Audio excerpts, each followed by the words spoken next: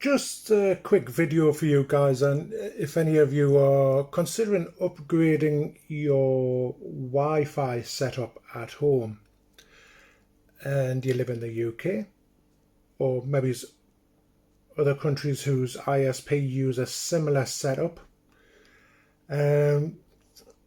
EE, who I'm with, have a smart Wi-Fi available. Now, this does actually work. We had loads of signal problems upstairs where the Wi-Fi was just literally dropping to nothing. Maybe it could be because of the amount of smart devices we've now got in the house, bulbs and plugs and things like that, as well as normal mobile phones. But the Wi-Fi was just one day it was just didn't want to work upstairs.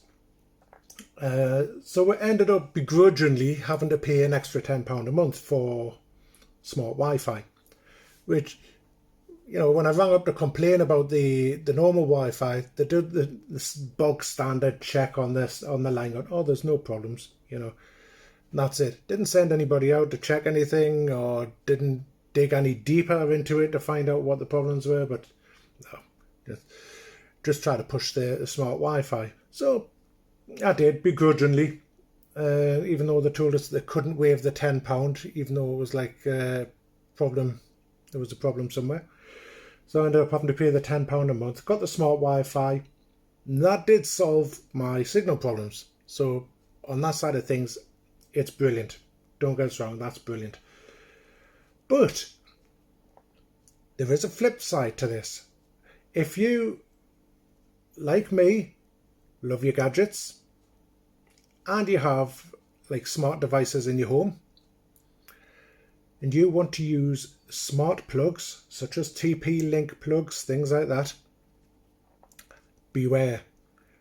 Because even though the smart system does have 5 gigahertz and 2.4 gigahertz channels, you can go on the admin pages, they're both switched on, you cannot connect plugs to it. For some reason, in my experience,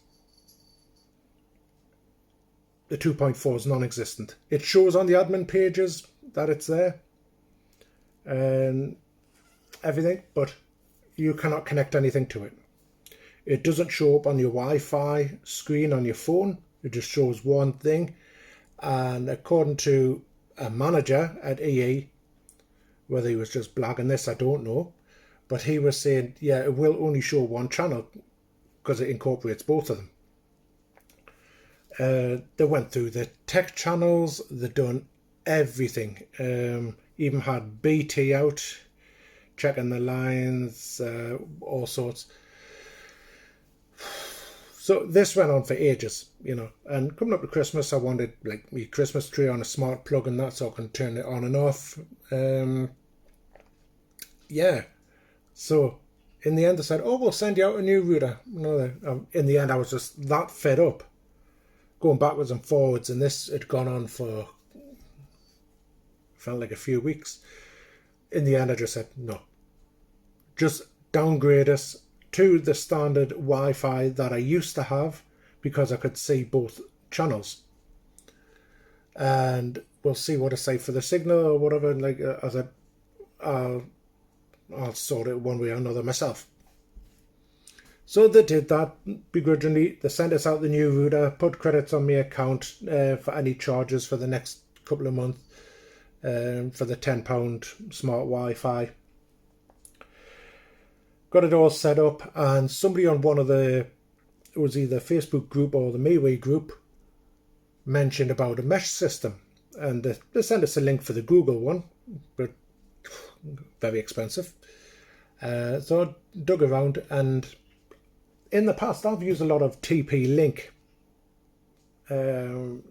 gear and never had a problem with them, apart from connecting to the 2.4 on this, on the smart Wi-Fi. So I went for the TP-Link Deco mesh system. Got that.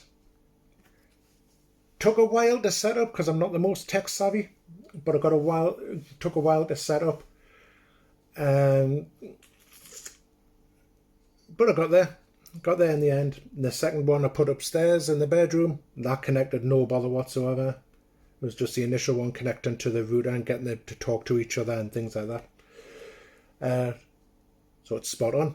Yep, that was a little bit of an outlay, but I would have been paying that on the smart Wi-Fi anyway. But at least now I can connect my plugs.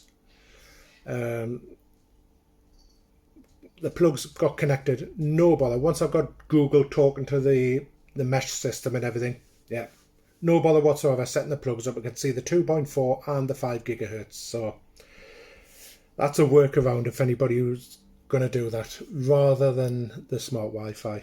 So that's my advice from my experience. If you're with EE, I think BT have a similar one, similar setup. Be aware, there's a good chance you won't be able to connect smart plugs to it. So just be aware of that beforehand. So I'll get going. Take care, everybody, and all the best.